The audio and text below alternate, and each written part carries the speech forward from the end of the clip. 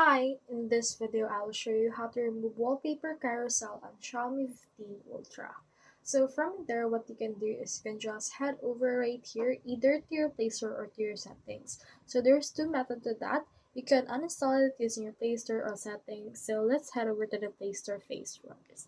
So just head over and look for the Wallpaper app onto the actual carousel, or if you can't find it, you can also head over right here to your Google page, and then head over to this manage app and device, then click onto this manage option, and then just look in here for the wallpaper.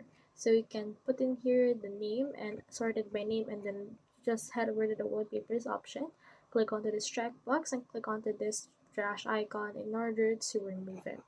Another option is to go through the settings phase, and then from in there head over to the apps, click onto this apps option, and then look in here for wallpaper as well. So let's scroll down, and then from in there you should be able to find it right around here. So once you have found your wallpaper, you can head over and then also search for it if you can find it, and then we have it here right there. Just head over and click on it and install, and you should be able to be uninstalled.